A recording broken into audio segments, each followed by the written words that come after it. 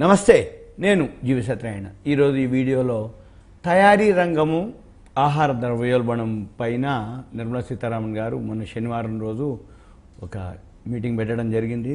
ఈ మీటింగ్ ఏంటిదో చూద్దాము, ఏం జరిగిందో చూద్దాము. ఈ బడ్జెట్ ఏదైతే ఉందో ఫిబ్రవరి 1వ తారీఖు బడ్జెట్ ఉంటుంది. ఈ ఫిబ్రవరి 1వ తారీఖు బడ్జెట్ ముందు ఇప్పుడు మన ఆర్థిక మంత్రి నిర్మలా సీతారామన్ గారు ప్రముఖ ఆర్థికవేత్తలతోటి సమావేశం అవటం, అయితే గతం కంటే కూడా ఈసారి మెరుగ్గా అభివృద్ధి సాధించడానికి ఏదైతే అవసరమైనటువంటి బడ్జెట్ని రూపకల్పనపై ఆవిడ చర్చించడం జరిగింది. దీని మీద సమగ్ర తయారీ విధానం అంటే మ్యానుఫ్యాక్చరింగ్, ప్రైవేటు పెట్టుబడులు ఎవరైతే ప్రోత్సాహకాలు, మళ్ళీ అగ్రికల్చర్కి సంబంధించి అంటే జీడిపి డౌన్లో ఉంది ఇప్పుడు మంది బాగా, అందుకని జీడిపిని పెంచే వ్యవసాయ వృద్ధిని పెంచడానికి తీసుకోవాల్సిన చర్యలు అనుకోండి, ద్రవ్యోల్బణం ఇన్ఫ్లేషన్ ఏదైతే పెరుగుతుందో దాని మీద నిర్వహణపై ఆర్థికవేత్తలతోటి చర్చించడం జరిగింది శనివారం నాడు.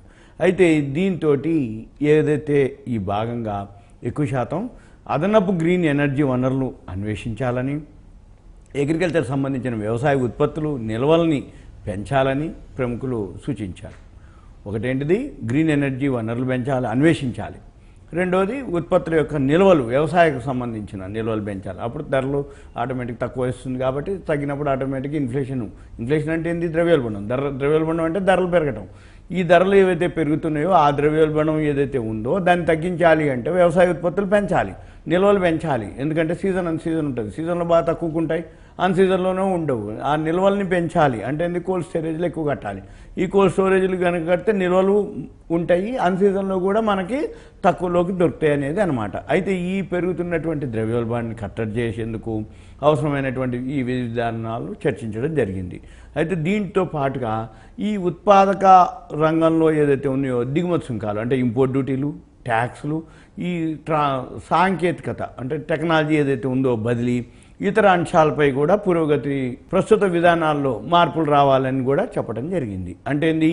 ట్యాక్స్లు అనుకోండి, డ్యూటీస్ అనుకోండి, లేకపోతే దానికి సంబంధించినటువంటి సాఫ్ట్వేర్లు అనుకోండి, నాలెడ్జ్ అనుకోండి, వాటన్నిటి మీద కూడా పురోగతి చేయాలి అనేది. దాంతో ఈ ప్రభుత్వం ఏదైతే ఉందో మూలధన పెట్టుబడులపై స్థిర ఆదాయం సమకూర్చుకోవాలనేది వాళ్ళు పేర్కొనడం జరిగింది. అయితే మ్యానుఫ్యాక్చరింగ్ యూనిట్ వచ్చి సైడ్ వేస్లో ఉండటం జరిగింది.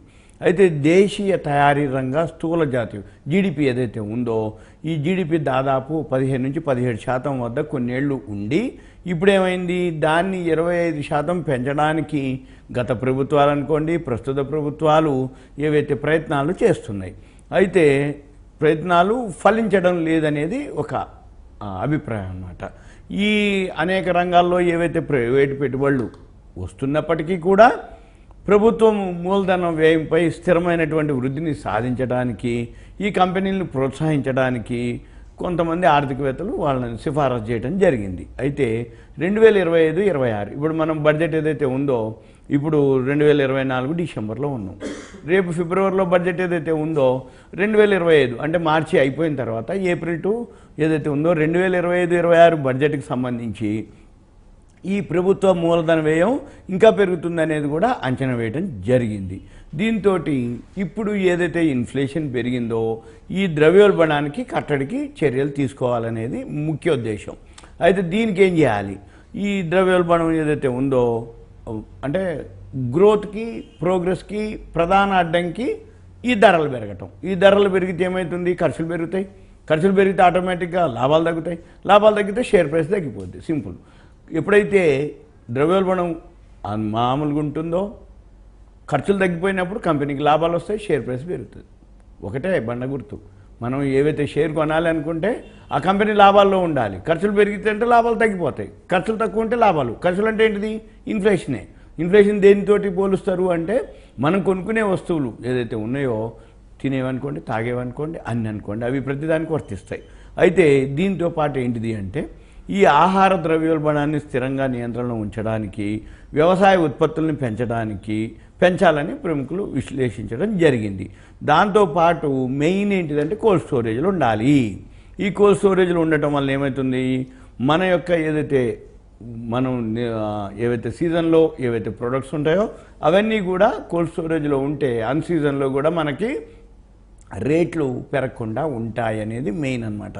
అంటే ఉత్పత్తుల యొక్క నిల్వ సౌకర్యాలను పెంచడానికి మరిన్ని చర్యలు తీసుకోవాలి. అయితే దీంతో పాటుగా పునరుత్పాదక ఇంధన ఉత్పత్తిని కూడా మనం ఏదైతే ఇండియా ఉందో అనుసరిస్తున్నటువంటి విధానాలు ప్రశంసనీయం అయినప్పటికీ గ్రీన్ ఎనర్జీలో ఇంకా ఆవిష్కరణలు రావాలని తెలపడం జరిగింది. ఇవన్నీ కూడా రాబోయే రోజుల్లో చూద్దాము. రాబోయే రోజుల్లో బడ్జెట్ ఉంటుంది. ఇప్పుడు డిసెంబర్లో ఉన్నాం. డిసెంబర్, జనవరి ఇలాంటివి ఫైనాన్స్ మినిస్టర్ గారు ప్రతిసారి ఏదో ఒక డిస్కషన్ మీద ఒపీనియన్ అనమాట. అంటే వీళ్ళు ఎవరైతే ఆర్థిక శాస్త్రవేత్తలు ఉంటారో వాళ్ళందరి నుంచి ఒపీనియన్ తీసుకోవటం, సూచనలు సలహాలు తీసుకోవటం, మన పని ఏంటిది, ఏ ఏ రంగాలకు ఏం చేద్దాం అనుకుంటున్నారు ఎలా అనేది సూచనప్రాయంగా తెలిసిపోద్ది. ఇక మన పని ఏంటిది, ఫిబ్రవరి 1కి బడ్జెట్ ఉంటుంది. ఇక బడ్జెట్లో దేనికి పెద్దపీట వేస్తారు, అగ్రికల్చర్కా, గ్రీన్ ఎనర్జీకా, సోలార్ పవర్కా, రియల్ ఎస్టేట్కా, ఇవన్నీ మనం చూడాలి.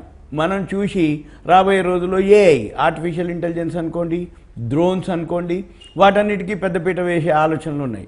అయితే ఇవన్నీ జరగడం వల్ల ఏమవుతుంది, ఆ కంపెనీలకు మనం కనుక ఇన్వెస్ట్ చేస్తే ఆ కంపెనీలు మనం రాబోయే రోజుల్లో పెరుగుతాయి అన్నమాట. ఉదాహరణకి ఇప్పుడు డ్రోన్లు ఏదైతే ఉన్నాయో ఆల్రెడీ ఆల్ ఓవర్ ఇండియాలో చాలా కంపెనీలు అంటే అగ్రికల్చర్కి సంబంధించి ఏవైతే ఉన్నాయో డ్రోన్ల మీద బోర్డర్లో అనుకోండి ఎక్కడైనా సరే ఇప్పుడు డ్రోన్లు అనేది చాలా అయిపోయిందనమాట. అందుకని మనం ఏం చేయాలి, రాబోయే రోజుల్లో ఏ కంపెనీలకు ఏ ప్రోడక్ట్కి డిమాండ్ ఉంటుందో చూసుకొని ఆ కంపెనీలు ఆ ప్రోడక్ట్లో మనము ఇన్వెస్ట్ చేయాలి. సింపుల్గా ఇది అనమాట. ఇదంతా మీకు awareness, education, information, knowledge purpose మాత్రమే. Thank you.